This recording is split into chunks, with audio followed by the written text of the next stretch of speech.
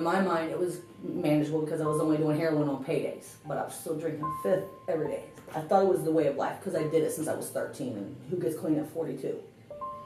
You know, I didn't get the chaos that was in it. My husband and I started 7th grade, we skipped school.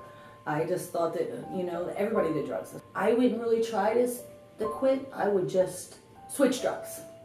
You know, like it started as weed, and then I'd go to alcohol, and then we went to acid. But when my mom died, I was introduced to heroin. It was the first time I did, and that was 6 years straight after that. When I was doing my master's program, this is the last population that I wanted to deal with. You know, you hear all the stigmas, you hear all the negativity surrounding it. Oh, do you want to deal with drug addicts? And then I had to do my internship. And I really started to connect with people, with the clients, seeing how broken they were when they came in these doors. My husband lost his job in October, and it just spiraled from there. Just living in hotel rooms, you know, worrying about what you're gonna eat, and just craziness. It was time for a change. My husband, unfortunately, he lost to the disease of addiction. And my daughter said to me that if I don't get some help, I'll be dead just like him. I just went really hard at drinking, harder than what I do, and kind of like woke up in a psychiatric ward, didn't know where I was. They said my alcohol levels, I should have been dead. There was no way that I was living, that something was fighting for me. And the people up north, it was kind of like they reached out to Isaac and Danae and started a GoFundMe and brought me here. And it was a Facebook post, if somebody doesn't help this lady, she's going to be dead. Somebody that actually said she needs somebody to fight for her because she has no fight in her. If Danae and Isaac and DeHarris are so willing to fight for me, then I have to fight for myself. Have to. Even though it's so hard. I have 74 days today. Many times clients come in and they're so wounded from life, from experiences, and allowing them to heal themselves. How different they were when they transitioned. That is just an amazing experience for a therapist.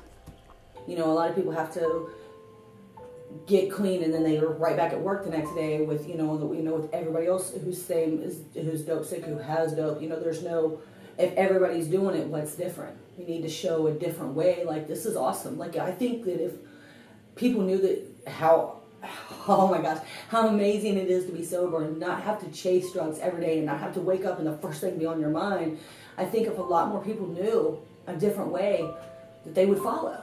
Sometimes regular group settings or even individual therapies that don't use different modalities gets very boring. The program that we have now, it's much more of an artistic track. And so what we do here is we incorporate different avenues, different outlets for clients to be more comfortable in their skin. With the arts, it's much more individual basis, where you're able to tap into much more of a deeper level, especially when you're talking about photography and what they see, or aspects where they can kind of see the big picture because it calls out to them. Photography, that's one of my favorites. I love Fridays because you like pictures like I do, and the therapy and just teaching me there's a different way of life. You don't have to live like that anymore. That you can get clean and you can do everything. Your dreams are, it's just waiting on you to do it. I want to go back. It's going to be hard, because I'm a mom and a dad now, and they teach me that I don't have to be that. Just be me and do the best I can do with these girls and continue. Like, recovery is pretty awesome. It works. Like, I really like sober. I love being sober. I love everything about it. Many times I tell clients, I get the best of you. I see the best in you that family hasn't seen maybe in years.